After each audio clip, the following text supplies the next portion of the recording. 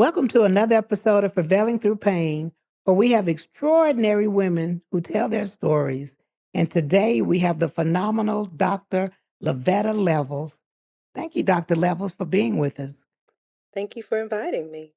Hey, I'm just excited that you're able to squeeze us in. So, as you know, Prevailing Through Pain, we love to give the audience a little bit of our background. And so I just want to start there with you just telling us a little bit about your earlier years and we'll go from there. Sure. Well, I am Levetta Levels. Basically, I'm an Oak Cliff girl, I say, because my dad was in the military and we traveled primarily in my early years, growing up elementary and middle school. Then moved back to Texas in my high school years, and so I was able to graduate from Texas, Dallas Skyline, but grew up right in Oak Cliff, and went to University of North Texas and started my career in the Dallas Metroplex area. Okay, so before you get too far with that, let's talk about growing up, hmm your earlier years, growing up in Texas. hmm So I'm gonna go back. What can you remember your earliest years, your memories of Juneteenth? Yes, like I said, my father was in the military. He was a U.S. Marine Corps sergeant. He was a staff sergeant, gunnery sergeant. He advanced pretty well through the military. Well, because we were a traveling family, I didn't know that Juneteenth was only for Texas. I know it. We celebrated in California. So my early years, we were in California. My mother had a brother in San Diego and a brother in Oakland, California. Go town. She had cousins in Compton.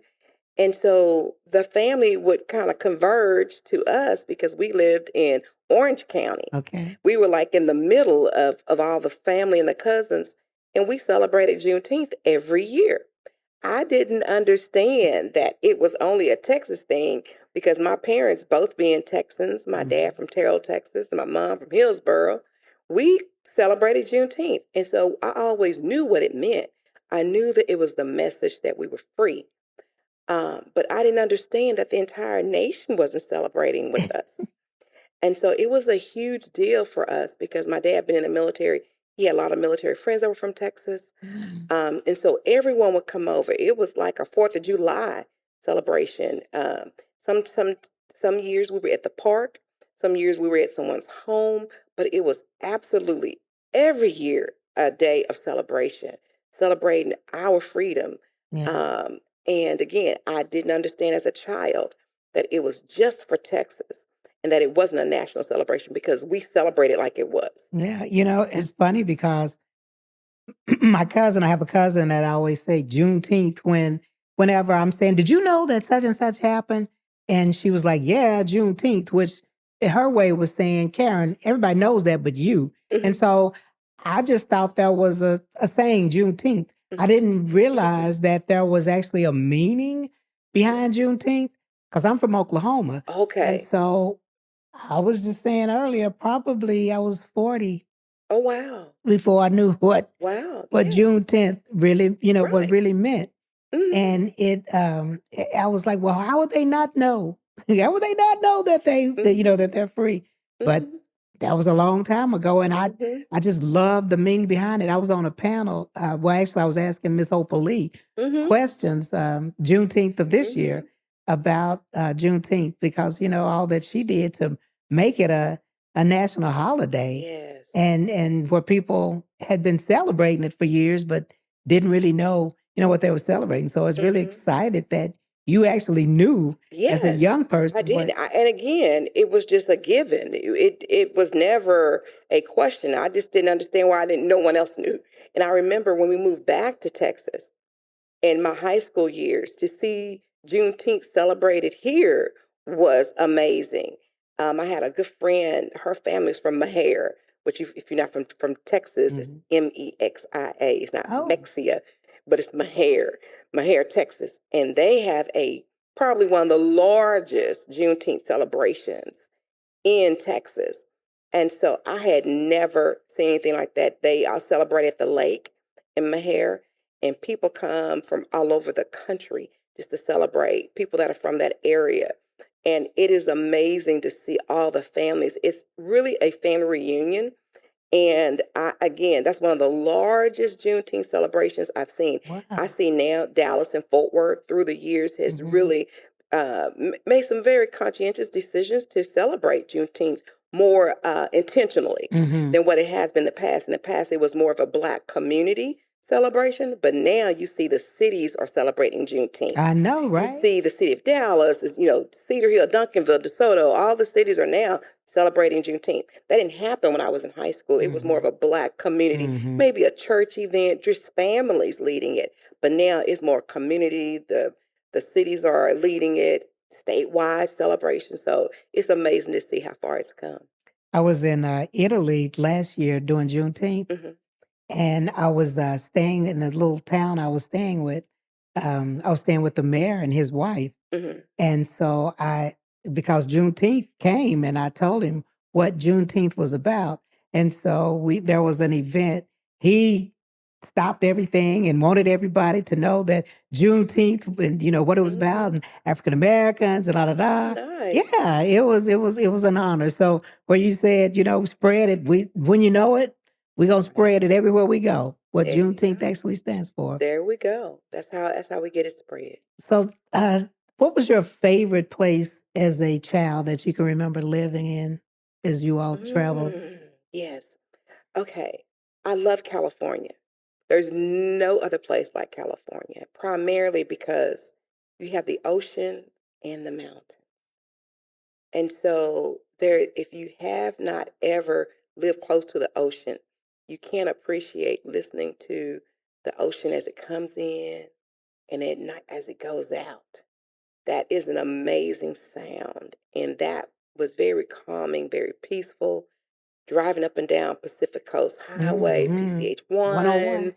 and you get to see the beautiful, West Coast. And back when I was growing up, I was a Girl Scout, and we literally would camp out on the beach.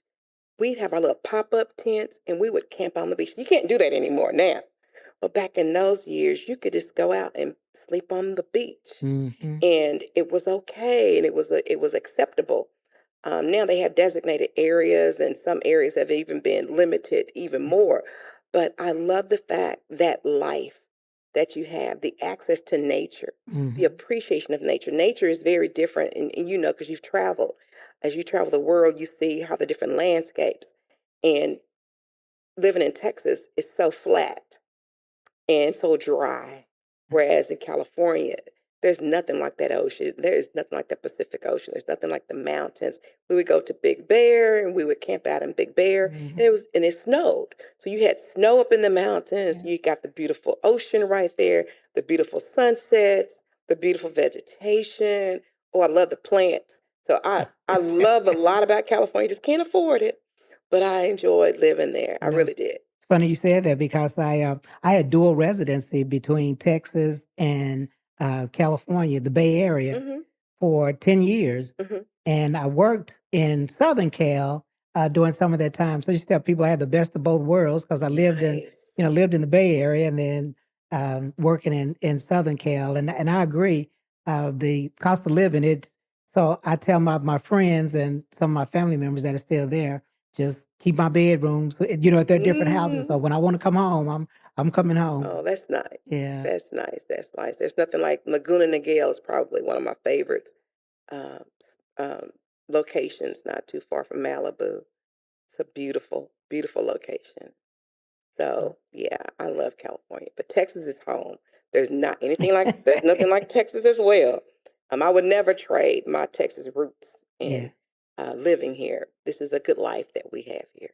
We're Okay. very blessed. So I'm gonna flip it a little bit. Hmm. And, was there ever a dark period Hmm. coming up as a child in Texas that you can remember? I think there were some realizations that I came to as a child. Initially, very early, being in a very loving neighborhood, middle income, primarily African American, and then moving to California. California, what the neighborhood we lived in was primarily white. The schools were predominantly white, and being one of only in classrooms and Right. schools. That was very shocking for me to come from that very much African American rich environment to go to this very starkly Anglo neighborhood and schools and environment. That was very shocking for me. Thankfully, because of the area that we lived in, we didn't really experience a lot of racism. But there were some episodes for Mhm. sure. I realized I was black. you know, I had white friends, and then based upon lack of invitations to sleepovers, you Oh. are black and you're not invited to certain things, of course. Did you ever get this? Mm-hmm. Mm-hmm. And for those of you that don't know what this is, because I was born in the 50s, and so being integrated and in class, and I'm like you, I was the only one in a lot of my classes, Mm-hmm. and so in class, little Susie sitting next to me and she's talking to me, but I see little Susie in the hallway and with her friends that did look like me, and I'm like, "Hi, Susie," Right. and I'd get That little this bitty wave. that little bitty where I don't want anybody to see me speaking to you. Right. And it's funny, we were very fortunate. We lived in Irvine, California, which was Mhm. very much multicultural. So we had all kinds of races. We had Asian, Japanese, Hawaiian. I mean, well, Hawaiian is American, but Islanders, Asian Pacific Islanders, people from Tonga. It was just very multiracial, and but we were still recognized as being African American. And so I remember a few incidents, like, again, I wasn't invited. Swimming is a big thing in California. If you don't know, it's a requirement. Right. To graduate from high school, you have to have passed your swimming Oh, I didn't exam. realize that. Yes, it is required. It was then. And Because everybody has so, swimming pools. right, that's why everybody has swimming pools. And so we swam all the time. I mean, you swim daily. That's your life in California. And our hair transition was always a conversation. Mama would press your hair, Come out of and that then you water. going swimming, you can't go again. After I press your hair, you can't go for 2 weeks. So I had to explain to my friends, I can't swim for 2 weeks. My mama said, I can't get my hair wet again. And so, going through that transition was interesting. It was really interesting. And then coming back to Texas, oh my goodness. I, as a Black child, had a culture shock walking back into a neighborhood that was all Black, Mhm. going to a grocery store that was all Black. It was extremely shocking. Going to a school, I went to middle school for about a semester. It was all Black. And the differences in schools and the focus and the education, the quality of education Right. was starkly different from what I had experienced in California. So I learned a lot. Thankfully, it really built a strong foundation and built some adaptability for me and flexibility. I learned to adapt and to flex in all kinds of situations and around a variety of people. So let me ask you this. Would you say that sometimes we're harder on each other? That where you said in California, you didn't necessarily experience a lot of prejudices. You were Mm-hmm. different, Mm-hmm. but and you didn't get invited to the parties, but where Mm-hmm. sometimes Mm-hmm. people weren't as mean. And I say this because I feel like sometimes we can be hard on ourselves. You said you came back to an all Black school. California's education may have been a little more advanced. Mm-hmm. And the words, Mm-hmm. speaking correct English. Yes. Oh, I And was we love to teased. say proper. She's Oh, I speaking was proper. teased. I was teased Okay. tremendously That's where I'm because I going with came that. back with that California accent.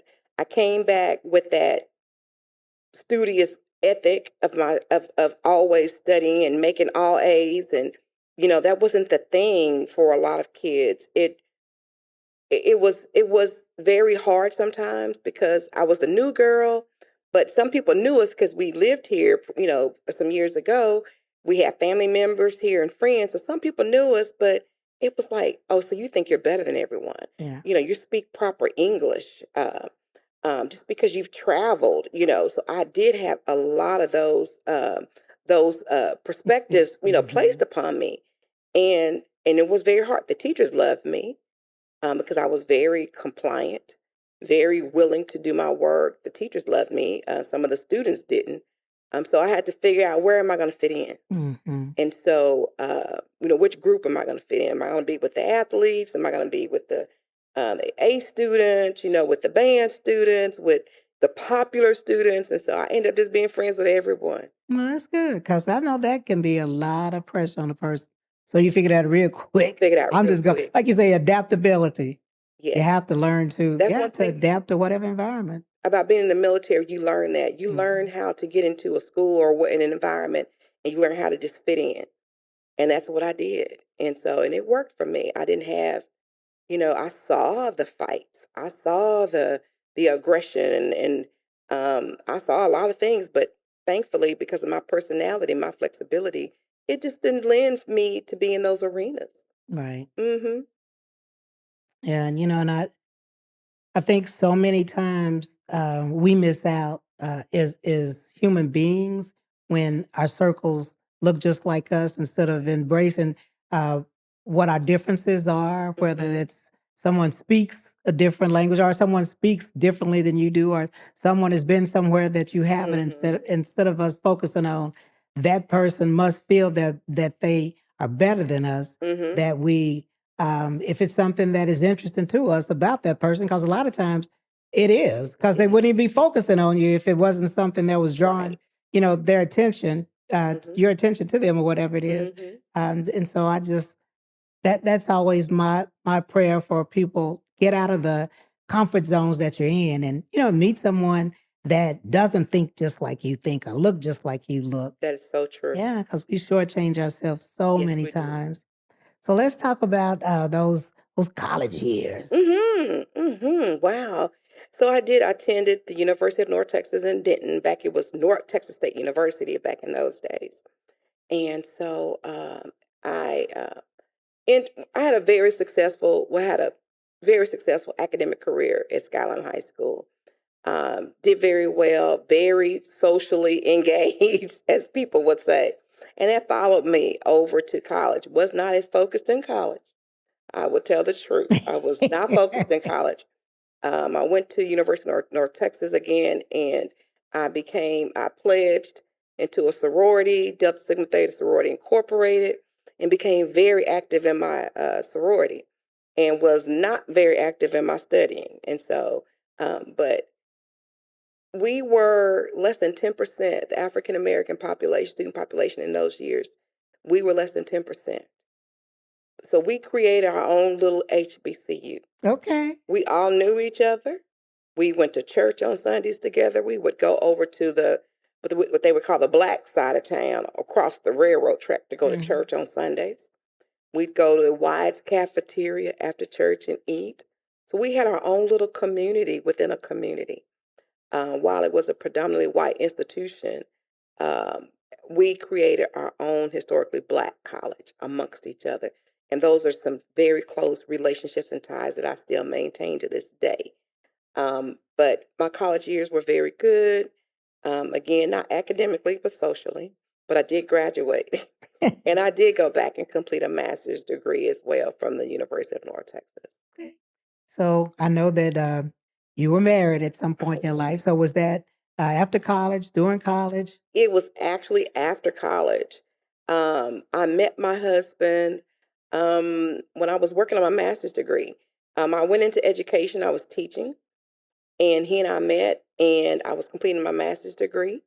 He proposed, he wanted to get married immediately, and it was important for me to graduate with my master's degree and my Mhm. maiden name. Oh, And okay. I said, please let me finish my degree. And so we waited a year, and I graduated that May with my master's degree, and we were married that August. And we were together from the time we met to the time we divorced, almost 20 years, a little over 20 years. And it was it was a trying time personally and professionally. We both were on career tracks in our Mhm. profession, he in the government and me in education, and had the dream of, raising kids, and we did those things. But like any other couple, had challenges, Mhm. and making priorities for the marriage, making priorities for the children, making decisions, and over time, we decided that this is not what we need to move forward with. It was a trying time for my children. My daughter did okay. My son struggled because he was in middle school when we divorced. Very thankful. Both of my kids were. My daughter, a little bit more than my son, was very academically focused. They're both athletes, still to this day. And my son really struggled emotionally and his self awareness, his self esteem, his self confidence. So he went through some trials through the middle school years. And me personally, I had to figure out how to be a single mom. Mm-hmm. That's not anything, I don't know, that was not my plan. I was a wife, I was a mother, I was a, co-laborer in this work that we did in raising our family, and found myself having to pay the bills. I didn't know about paying bills. He did all of that. That's his background. And so I had to learn how to pay bills every month. Okay, Dr. Levetta, hold that thought. We're going to take a break for our sponsors. Those in the know SIPS Consults. SIPS Consults is hiring. Confident, competent, and consistent. Starting as a consultant and a volunteer, SIPS has grown into a dynamic group of stellar sterile processing professionals, offering excellent benefits, 401k, and consultant in training program. We are hiring certified technicians, leads, supervisors, interim managers, educators, coordinators. Apply at recruiting@sipsconsults.com or dial 1-866-615-7977. And we're back. So you were discussing now you are a single parent and you're learning how to pay bills, which I found that interesting because I was going to say with me and my family, it was always the woman that paid all the bills. So this is interesting. That was his wheelhouse. And that was one of the things that I really appreciate about him. Whatever your strength was in our marriage, you led that. He never purchased anything as far as clothing. He couldn't tell you anything. I purchased all the clothes for the entire home. Okay. That was my wheelhouse. I shopped. And he did the bills. And so when I found myself a single mother, I had to learn how to create my monthly budget, how to pay every month. And so it was an adjustment. And so, I want those that are watching and listening to understand that there's not anything you can't overcome, because if I could do that, anyone can do it. And I messed up a few times. I too, messed up and had the lights turned off, and Oh, no. I missed a bill here and there, but I learned how to navigate being head of the household. I learned how to co-parent. He went on and married, and with his wife, and had to learn how to navigate that system. And at the same time, both of our careers were progressing pretty fast. And so I found myself at a very high point in my career. And at that point, came under attack very publicly, very public. And so that public attack really taught me a lot. And you talk about a dark place. It really it showed me who my real friends were. Of course, when things are going well, everybody's there. Yeah. But when things are not so well, you've come to find out who your true friends are, and people that you can really trust, and people that care about you. And it was a very lonely time, even more lonely than just being a single mother. And because I had never been in the house by myself like that. The kids would go and visit him on every other weekends or however it was assigned. And I would find myself all alone in this house. I'm like, my goodness. And I even thought, well, maybe I should just sell the house. And maybe I should move. And I found this beautiful condo downtown Dallas. And my mother said no. She said, my grandchildren don't know anything about living downtown Dallas. You stay right there in the country and raise my grandchildren. When they graduate, you can move. Do not take them out the country. They don't know anything about that city life. And I was like, okay, Mom. So I stayed there. But because I stayed and I hustled and I learned how to manage the household, then when that career challenge came, I had the confidence because I was doing well in the personal life that just transferred over into that career. So I felt, okay, Lord, you were there with me. I know you with me now. This too shall pass. And a lot of people watched me go through that. I held my head up high. I didn't, in any form or fashion, um, uh, defame anyone, even the regardless of the allegations and those that were accusing and that everything that was being said. I became very silent. I allowed the Lord to work, and I came out to be very, very pleased at how it all ended. We serve an amazing God, Yes, we do. and He will show you His true authority and power.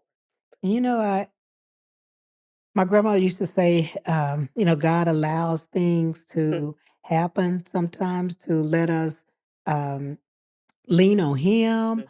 Mhm. Also, like if doors close or situations happen, it where you said lets us see who is supposed to be on our plate in our life. Mhm. And I feel like there's this thing, seasons, reasons in a lifetime. Have Right. you ever heard that? Mhm. And so I learned, and when I was going through my divorce, someone sent this to me because I was like, "Oh, I'm a good wife. I don't know why he." And it wasn't about him. His season was up. He was in my life for that period, for that season, or even a reason. But when I understood that his season was up, I was like, okay. And I started looking at different situations and people where it says, people come in our life Mhm. and at any given time they're gone for their season, for the Mhm. reason, then they're gone. And so where you said you learned real quickly who Mhm. your friends were, Mhm. I just think, it's those lessons or those situations, I think make us better people. I agree. We don't stay I bogged agree. down in whatever that is at that period. We look at it, assess it. Mhm. Okay, thank you for whatever it was you contributed. Mhm. And maybe that contribution that they did was to realize that's not the type of person or thing that I want in my life. And so Exactly. moving on, I won't go down that road again. Exactly. And I learned more about myself. Hmm. I really believe I know that because of that challenge, I became a better Levetta. All right. Honestly, I became Better, the better. better. I love it. I became better. I came stronger. Stronger physically, mentally, emotionally, and spiritually. I became a better mother. It's like life became so intentional. Everything I did. Hmm. I even completed my doctorate degree.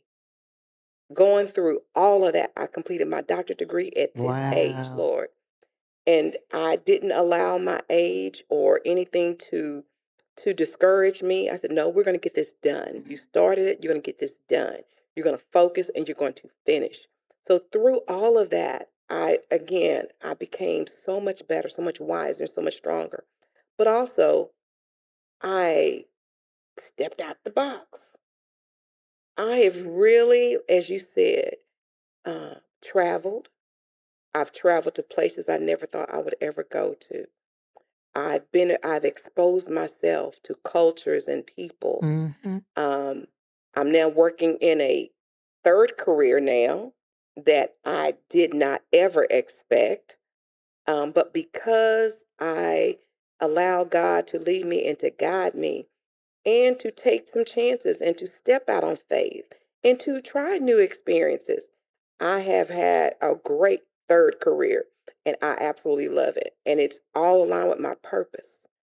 And what I have found is that my purpose is to have an Hmm. impact on children, families, and our community. And I've been blessed to do it in a variety of ways through education primarily, but also through my community and my public service. And as long as I stay with that, I know that I'm in alignment with what God Hmm. wants for me. And so I'm always checking myself in everything I do. I go back to my purpose. Is this part of your purpose? If it's not part of your purpose, then we've got to release it. It's part of your purpose. and it keeps me focused. And that's where I find my passion. That's when I'm at my best. That's when I have my peace, and my joy is right Mhm. there when I'm right in my purpose. Okay. So you said your third career. Do you feel that each of and we didn't discuss your career, so and you said education been one of them, so I know that. Mm-hmm. Um, but your different paths, your careers, do you feel that each one kind of prepared you for where you are? And you already know that, don't Uh-huh. you? Uh-huh. Because you already know. Mhm. When I originally graduated from the University of North Texas, I went into law enforcement. I worked with Texas Instruments in private security. And Okay. so I worked with corporate security clearances for, and TI, for those of you who don't know, Texas Instrument is 24/7, 365 days a week. And so I work crazy hours ensuring that all the executives and administrators and those that need security clearance across the world. And so some months I was working, midnight to 8. Some Mhm. weeks I was working 6 to 2. So again, 24/7. Love the money, love the job in itself, but I was young and I didn't like not being able to get out and socialize like I really Mhm. wanted to. So I left that position and went over to Dallas Police Department. So still in law enforcement, and didn't like the culture of the police department Mhm. life. And I wanted to be a wife and mother. When I looked around and I saw the women that worked in law enforcement, I didn't see the wife that I wanted to be. Mhm. I didn't see the mother. I wanted to be the mother that I knew, the mother how that raised me. I want to be able to have time with my children. I don't want my children worried about me running down alleys and shooting Mhm. people and on the news, and that's not what I wanted. And so my sergeant at the time was teaching a class at El Centro College downtown, and he was in law school, so he asked me to sub for him.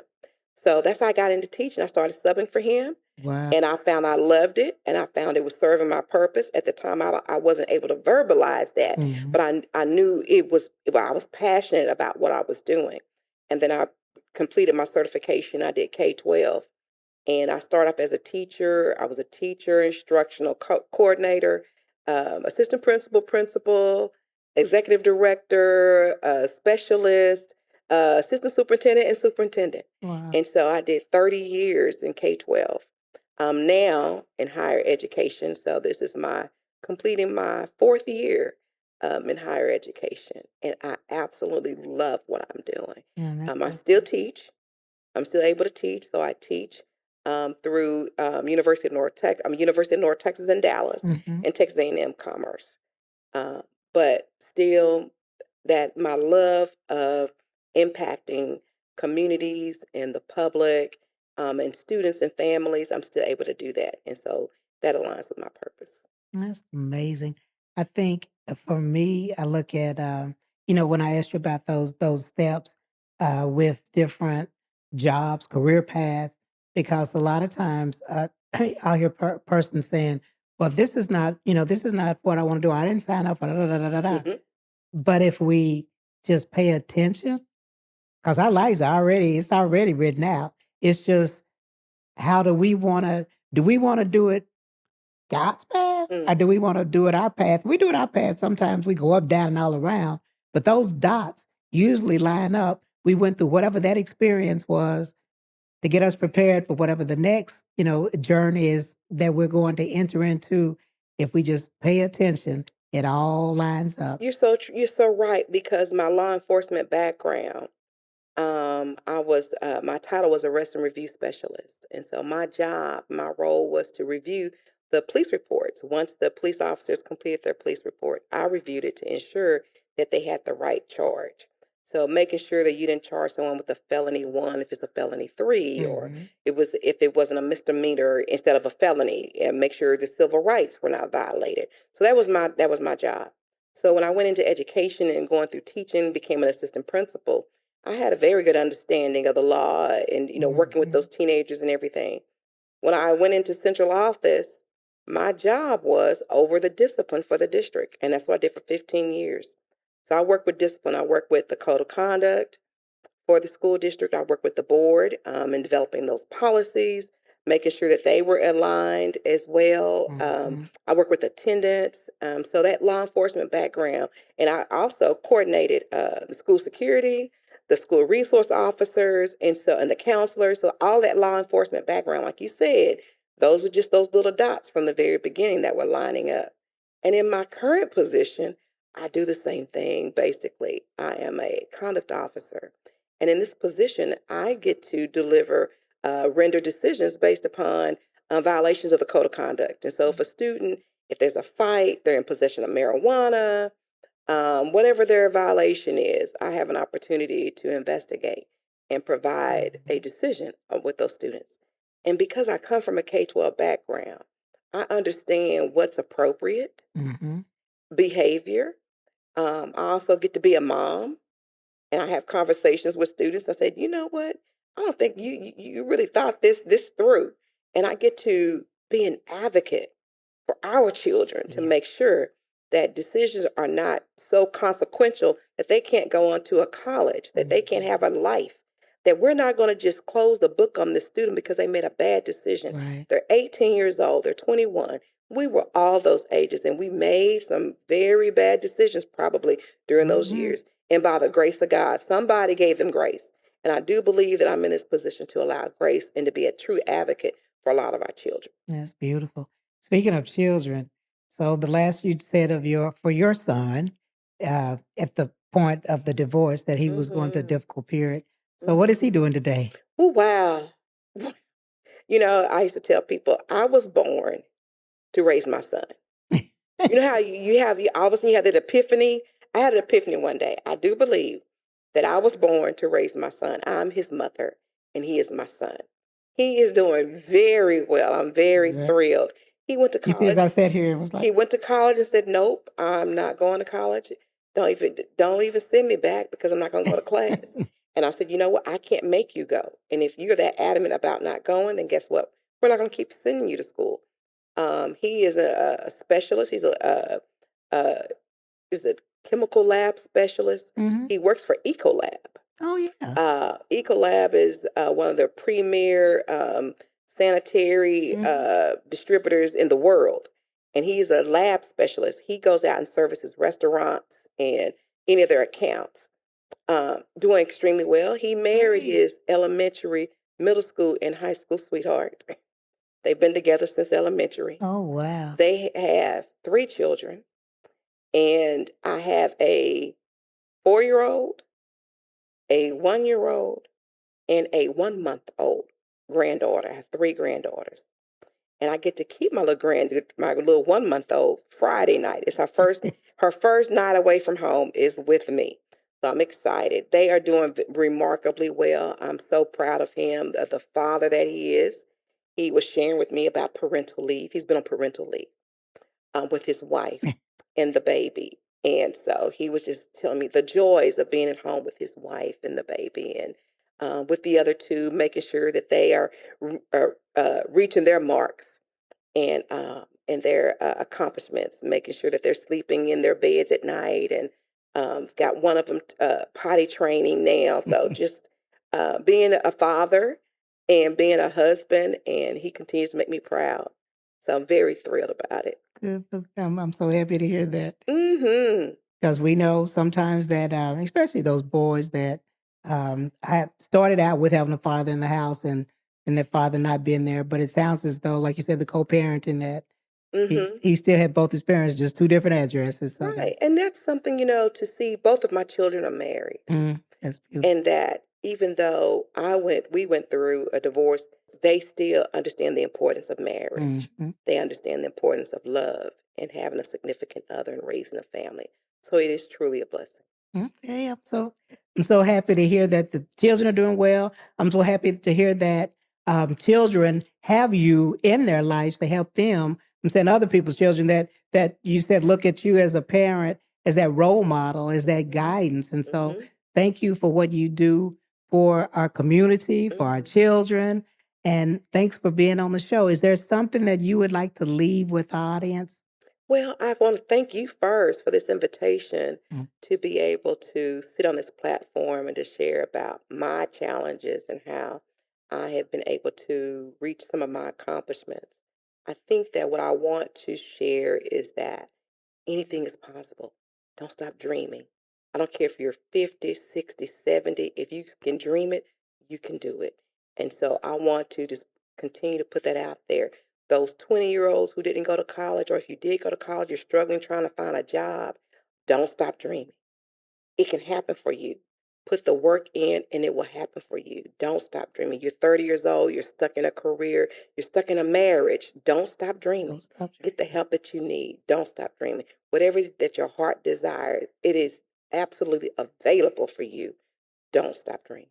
Thank you so much. Is there a social media platform that you'd like for people to be able to reach you at? Yes, I'm on Instagram at Treyells, Treyelles, and the same on X. You can get me on either one, Treyells, Treyelles, Treyells. All right. Thank you so much for being a part of the show.